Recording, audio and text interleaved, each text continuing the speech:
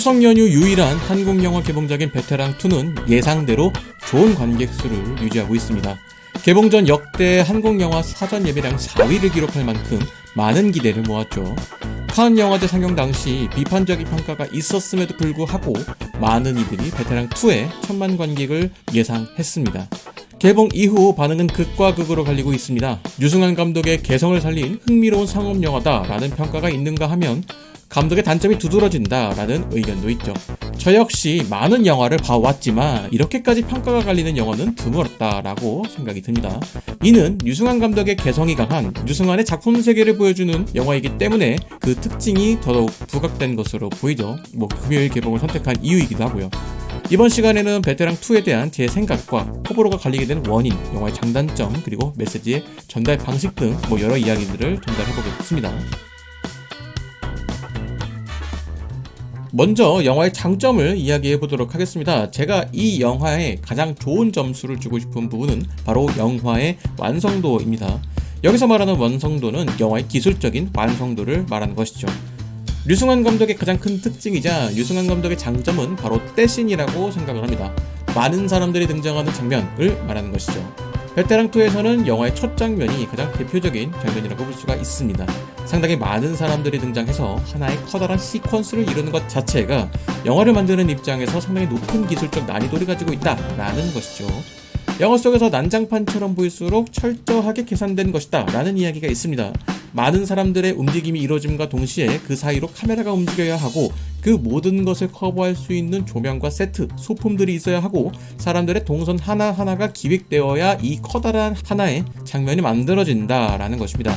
거기에 이것을 편집으로 이어붙이기 위해서는 촬영 전부터 철저한 기획이 필요한 것이죠. 자, 이러한 내용은 대체로 감독의 머릿속에 있는 장면들을 현실화하는 작업이라고 볼 수가 있는데 여기서 감독은 자신의 머릿속에 있는 것을 다른 스태프들과 배우들에게 최대한 풀어서 자신의 의도를 분명하게 이야기하고 전달할 수 있어야 합니다. 머릿속에 있는 이미지를 여러 스태프들과 함께 만드는 작업이기 때문에 감독의 의도 전달이 상당히 중요하다라는 것이죠. 영화는 감독이 머릿속으로 상상한 장면들을 현실화하는 작업이라는 점에서 이렇게 큰 규모의 움직임이 있는 장면들은 상당히 난이도가 있는 작업이다 라고 하는 것입니다. 그렇기 때문에 감독의 전작인 밀수에서도 박정민 배우가 등장한 난투 장면이 칭찬을 받는 것이죠. 더 나아가서는 액션을 그려내는 방식에서도 상당한 강점이 있습니다. 베테랑2에서 액션 장면은 디자인이 잘 되었다 라고 평가를 하고 싶습니다. 남산이나 빗속에서 벌이는 액션 장면들이 대표적이라고 할 수가 있죠. 인물들이 여러 이유로 장소를 이동하게 되면서 그 장소에서 벌어지는 여러 액션들이 등장합니다. 남산 액션 장면의 경우 두 인물이 계단에서 추격전을 벌이죠. 영화는 그러한 부분을 상당히 자연스럽게 그려내었습니다. 영화에서 각 인물들이 이동하는 동선을 지도로 본다라고 생각을 하시면 이것이 얼마나 규모가 크고 어려운 작업인지 이해가 좀 쉬울 것 같습니다. 과거 무한도전이나 런닝맨에서 등장한 추격전들을 동선과 내용, 그 모든 것들이 계산된 연출이었다 라고 생각을 해본다면 그 난이도가 쉽지는 않았을 것이다 라는 것을 금방 이해하실 것 같습니다. 베테랑2에서는 그런 장면들이 다수 등장한다 라는 것이 영화의 특징이죠. 어떻게 보면 류승환 감독의 입장에서 베테랑2는 결코 쉬운 영화는 아니었을 겁니다. 그 어떤 영화보다 기술적 난이도가 높은 영화였다라는 것입니다. 또 다른 장점으로는 전작의 세계관을 잘 활용하였다라는 것입니다. 영화의 첫 장면으로 등장한 장면은 전작에서 언급되었던 주부도각단 검거를 보여주는 것으로 보이죠. 이런 식으로 전작을 보신 분들이라면 소소하게 떠오를 만한 장면들이 다수 등장합니다. 하지만 이것이 단점으로 적용되는 부분이 있기도 하죠. 전작에서는 흥미로웠던 각 캐릭터들의 개성이 상당히 많이 줄어들었습니다. 사실 이것은 이번 영화가 팀보다는 서도철이라는 캐릭터, 개인을 중심으로 만들어진 이야기라는 점에서 시리즈가 가지고 있던 다른 캐릭터들의 장점이 드러나지 않는 것이 좀 아쉽게 느껴지기도 하죠. 지금부터는 많은 관객들이 이 영화의 비판을 하는 부분에 대한 이야기를 좀 해보도록 하겠습니다. 개인적으로 생각하는 이 영화의 가장 큰 단점은 감독 개인의 주관이 너무 많이 개입되었다라는 것입니다. 만약 이 영화가 독립영화였다면 감독의 주관이 뚜렷한 것이 작품의 개성이 되었을 겁니다. 하지만 베테랑2는 상업영화입니다. 기본적으로 관객들이 이 영화를 통해서 유희를 원하는 영화죠. 하지만 이 영화는 메시지가 지나치게 강하다라는 생각이 듭니다. 그리고 그 과정에서 주관적인 생각이 너무 많이 들어가 있다라는 것이죠. 가장 대표적인 것이 유튜버들을 다루는 태도라고 생각을 합니다. 물론 현실에서 그런 유튜버들이 실제로 존재하긴 하지만 절대 다수는 아니라고 볼 수가 있습니다. 더군다나 젊은 세대의 입장에서는 그런 유튜버들의 관심은커녕 싫어하는 사람들이 다수입니다. 하지만 베테랑2는 다수의 한국 영화에서는 소위 말하는 레카 유튜버들이 주류인 것처럼 표현을 하죠. 그리고 제가 경계하는 것이 바로 이러한 부분이죠. 자신의 생각이 정답이다 라고 생각을 하고 그 생각을 영화에 강하게 집어넣는다 라는 것입니다. 조금 과장을 하면 선민의식으로 느껴질 분들도 있을 것 같다라는 생각이 듭니다. 잠시 여담이지만 최근에 공개된 넷플릭스 오리지널 영화 무도실무관에서도 비슷한 장면이 있었는데 무도실무관에서는 그러한 장면이 등장하지는 않았습니다. 더 나아가서는 좀 더 명확한 포지션을 취하고 있다 보니 어디에 집중을 해야 되는 것인지 보는 사람들로 하여금 선명하게 느껴지기도 했고요. 자, 그리고 이런 이야기를 비교적 가벼운 영화였던 베테랑이라는 시리즈에 녹여내었다는 것이 잘못된 선택이었다고 생각을 합니다. 이미 사적 제재라는 소재가 상당히 많이 등장하는 것과 더불어 군함도라는 영화를 통해서 무거운 소재를 가볍게 다루는 것이 어떠한 결과로 나올 수 있는지 확인한 바가 있습니다. 이런 시선에서 베테랑의 후속으로 사적 제재 소재가 그리 적합하지는 않았다라는 생각이 듭니다. 이러한 일련의 과정들이 어쩌면 라스트 오브 어스 파트 2의 연장선상이다라는 생각마저 들기도 합니다. 해당 콘텐츠가 말하는 메시지에 대해서 공감하지 않는 것은 아닙니다. 다만 그것이 굳이 이 시리즈를 통해서 이야기를 해야 될 주제인가에 대해서 의문이 생기는 것이죠. 범죄도시 시리즈는 코믹과 범죄, 액션을 모두 잘 그려내고 있다라고 생각을 합니다. 그 이유는 범죄도시의 구조가 단순하고 명확하기 때문이죠.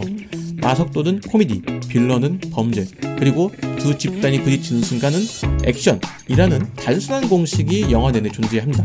즉 마석도가 나오는 장면에서 등장한 캐릭터들이 하는 사소한 실수는 웃으며 넘길 수 있다라는 것입니다. 좀 더 과장을 하면 마석도는 안전하다고 생각을 하기 때문에 관객들이 그가 등장할 때는 긴장하지 않고 조금만 편안하게 볼 수 있다라는 것이죠. 그렇기 때문에 사소한 코미디에도 좀 크게 웃을 수 있다라는 것입니다. 어쩌면 영화가 여기서부터는 웃으세요 라고 영화의 분위기를 깔고 가는 것일 수도 있고요. 반대로 베테랑2는 이런 부분에서 완전히 실패를 했습니다. 이전에 서도철과 강력반이 코미디를 맡고 있었는데 그 안에 빌런이 함께 하게 되면서 영화 내내 긴장감이 깔리게 되었거든요. 그런 상황에서 캐릭터들이 코미디를 한들 관객들이 마음 편하게 웃기는 어렵다라는 것입니다. 같이 등장하는 빌런이 언제 어떻게 무슨 짓을 했을지 전혀 예상이 안 되기 때문이죠. 이거 웃어도 되는 건가? 라는 생각이 들 수도 있다라는 것입니다. 이는 관객들에게 감정적인 부조화를 만들어 오히려 역효과를 불러일으킬 수 있다라는 것입니다.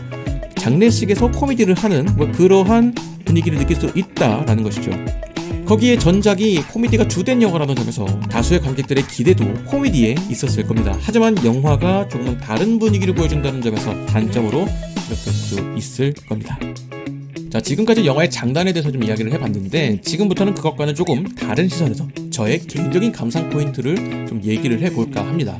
제가 영화를 보고 들었던 생각에 대한 내용이니 영화의 평가만 듣고 싶은 분들은 타임라인 참고하여서 뒷부분으로 넘어가셔도 좋을 것 같습니다. 조금은 쓸데없는 내용일 수도 있어요.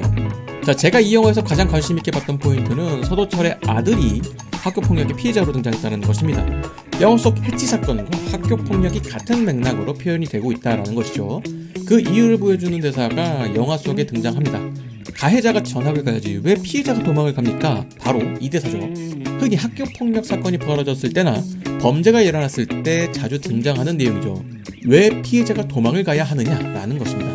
저는 이 영화가 그 정답을 보여준다라고 생각을 합니다. 더 나아가서는 경찰의 역할을 분명하게 보여주는 부분이기도 하죠. 영화나 드라마에서 범죄자와 피해자 혹은 주인공이 대치하고 있는 상황에서 경찰의 사이렌이 먼 곳에서부터 들리기 시작을 하자 범죄자가 이를 듣고 도망가는 장면들 종종 보셨을 것 같습니다. 누군가는 이 장면에서 범죄자를 잡아야지 왜 도망가게 사이렌을 켜고 오는 거야 라고 생각을 했을 수도 있겠죠. 그리고 현실에서도 경찰은 사이렌을 켜고 현장에 도착하는 경우가 있습니다. 그 이유는 바로 범죄자가 도망치게 하는 것입니다. 정확히 말하면 피해자를 보호하는 것이죠. 대체로 많은 영화나 드라마, 현실 속 많은 사람들은 범죄자를 처벌하는 것에 초점이 맞춰져 있습니다. 사적 제재 또한 그것에 초점이 맞춰져 있다라고 볼 수가 있죠. 하지만 진짜 중요한 것은 피해자를 보호하는 것이다 라고 생각을 합니다. 그리고 이는 9.11 테러 이후 등장한 수많은 미국 할리우드 영화에 등장하는 내용이기도 합니다. 9.11 테러 이후 다수의 할리우드 영화에는 복수를 코드로 삼는 영화들이 등장을 하죠. 가장 대표적인 것이 바로 어벤져스입니다. 엔드게임에서 그들은 핑거스냅을 통해서 블립을 만든 타노스를 처단하기 위해서 타노스를 찾아갑니다. 그리고 그들은 생각보다 쉽게 타노스의 목을 베죠. 영화를 보는 당시에 저는 깜짝 놀랐습니다. 그들의 복수가 생각보다 빠르게 이루어졌기 때문이죠. 복수에 성공한 그들은 기쁜 모습이었을까요? 아니요, 전혀 그렇지 않습니다. 오히려 더 큰 공허함에 빠지기도 했죠. 이러한 내용은 실제 9.11 테러 이후 아프가니스탄 전쟁으로 이어지는 과정을 겪었던 미국인들이 공통적으로 가지고 있는 정서입니다. 당시 미국 정부는 빈라덴을 잡겠다라는 일념하에 전쟁을 시작했죠. 그리고 그 과정에서 테러의 피해자와 유가족에 대한 관심도는 낮아진 상태였습니다. 그 사이에 그들은 정신적인 피해, PTSD를 호소하였습니다. 그렇게 또 다른 피해자를 만들게 된 셈이죠. 그것이 원인이 되어서 스스로 목숨을 끊거나 죽음을 맞이하게 된 2차 피해자들이 만들어지고 있었습니다. 더 나아가서는 전쟁을 위해서 희생된 수많은 군인들이 있기도 했죠. 자, 그렇게 해서 미국이 얻은 것은 무엇이냐 라는 말이 나오면서 실패한 전쟁이라는 평가가 나오게 됐습니다. 자, 여담이 조금 길었는데 그만큼 가해자에 대한 처벌보다는 피해자를 보호하는 것이 더 중요하다라는 것을 강조하고 싶었고, 베테랑2도 그것을 말하고 있는 것은 아닐까 하는 생각이 들었습니다. 자, 그렇기에 앞서 언급한 대사, 가해자가 전역을 가야지 왜 피해자가 도망을 갑니까? 가 중요한 것이죠. 영화의 마지막에 서도철이 아들에게 생각이 짧았다 라고 말한 부분이 이러한 부분을 이야기하는 것이라고 생각을 합니다. 부모라면 자녀를 보호할 의무가 있죠. 가해자 처벌 이전에 자신의 자녀를 보호하는 것이 최우선이 되었어야 합니다. 그리고 경찰이라면 국민을 보호해야 할 의무가 있죠. 가해자를 처벌하는 것이 또 다른 피해자가 나오는 것을 막는 것이기도 하지만 무고한 피해자가 생길 수도 있는 것입니다. 그렇기에 법원의 판결도 무고한 사람이 나오지 않아야 한다라는 원칙이 있는 것이고, 애매한 판결에는 보수적인 접근을 하게 되는 것이기도 하죠. 자, 그렇기에 서도철이 피해자를 보호하는 것에 중요하게 생각을 했다면 아들의 전학을 추진했을 것이고, 영화의 마지막 희생자이기도 했던 투이를 보호하는 것에도 신경을 쓰지 않았을까 싶습니다. 그런 부분을 종합했을 때 영화의 마지막 대사인 생각이 짧았다가 의미있게 다가왔습니다. 자, 최근 CJ 영화들이 안 좋은 평가를 받고 있죠. 최동원, 김용하, 윤재문, 이혜영, 이석훈, 정지영 등 이름 좀 들어봤을 법한 다수의 감독들과 작업을 진행을 했고, 놀랍게도 그들의 대부분의 영화가 안 좋은 평가를 받는다라는 것입니다. 물론 CJ 영화가 지나치게 상업적인 면에서 비판의 대상이 되기도 하지만 기생충이나 헤어질 결심과 같은 작품성 있는 영화들, 그리고 엑시트, 다만 악에서 구하소서, 연애 빠진 로맨스, 극한 직업과 같은 상업성이 있으면서도 좋은 평가를 받는 영화들도 분명히 있었단 말이죠. 그런데 갑자기 이런 분위기를 맞이하게 되는 것에 대해서 문득 베테랑2를 보면서 이런 생각이 들었습니다. 지나친 자유를 제공한 것이 아닐까 하는 생각이죠. 흔히 영화 감독에게 창작의 자유를 보장하면 좋은 작품이 나올 것이다 라고 생각을 합니다. 하지만 그것이 꼭 그렇지만은 않다라는 것을 보여준 사례가 있습니다. 바로 초기 넷플릭스의 모습이 그렇습니다. OTT 사업을 시작한 넷플릭스는 오리지널 콘텐츠를 만들면서 감독의 창작권을 보장한다라는 것으로 유명했죠. 하지만 당시 넷플릭스의 작품들을 보면 상당히 애매한 작품들이 많았습니다. 감독 하고 싶은 거 다 해 라고 했더니 정말 하고 싶은 거를 다 하고 있던 상황이었던 것이죠. 그때 그런 생각이 들었습니다. 제작사에 적당한 개입이 있어야 더 좋은 작품이 나올 수 있다라는 것이죠. 스포츠에는 에이징 커브라는 말이 있습니다. 나이가 들면서 서서히 신체 능력이 떨어지는 것을 말하는 것이죠. 이 에이징 커브의 가장 큰 맹점은 선수 본인은 잘 느끼지 못한다는 것입니다. 자신은 하던 대로 하는데 성적이 떨어진다라는 것이죠. 그렇기에 그것을 코치나 감독이 일찍 캐치를 하여서 조금 다른 방식의 접근을 제시하는 것이 중요합니다. 저는 최동훈, 유승환 감독이 이러한 에이징 커브에 직면하고 있다라고 생각을 합니다. 물론 오랜 시간 영화계에 몸담으면서 체득한 기술적인 노하우들이 분명히 있습니다. 절대 무시할 수 없고 한국 영화의 근간이 되는 부분이라고 생각을 합니다.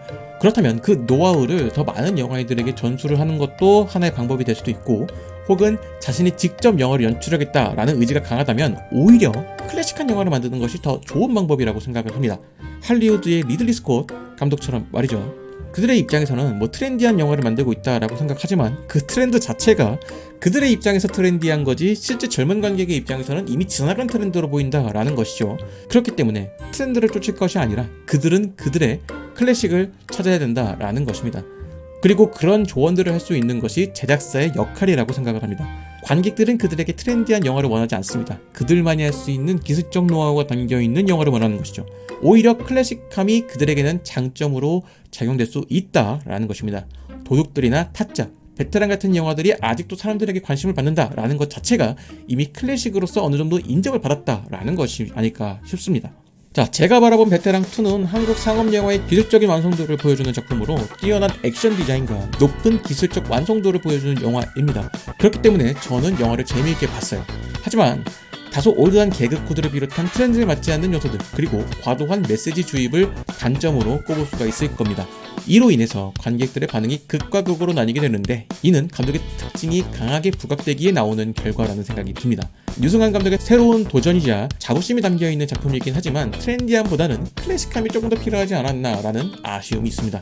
베테랑2가 많은 비판을 받은 것은 사실이지만 그만큼 많은 관객들이 이 영화를 선택한다는 것은 부정할 수 없는 사실입니다.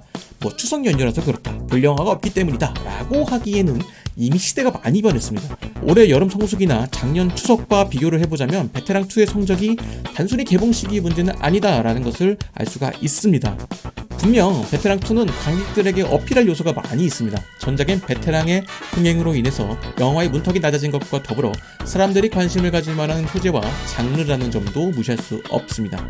유승환 감독의 개성이 상당히 잘 드러나 있는 영화이기도 합니다. 그렇기 때문에 장점과 단점도 명확하게 느껴지죠.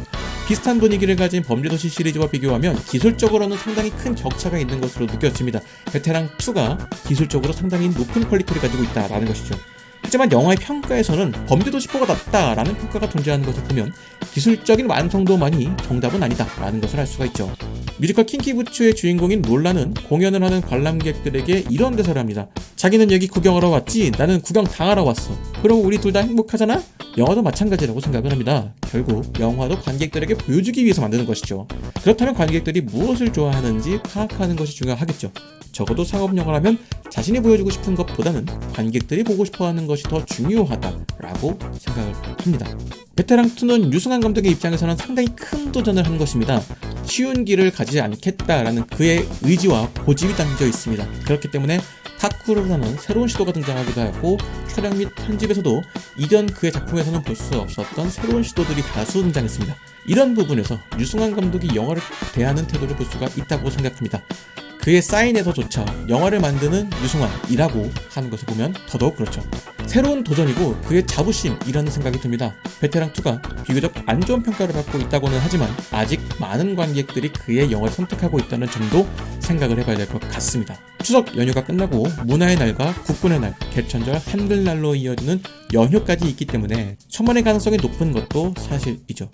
자, 과연 베테랑2는 얼마나 많은 관객 수를 기록하게 될까요? 그리고 영화를 관람하신 여러분들은 베테랑2에 대해서 어떻게 생각하시나요?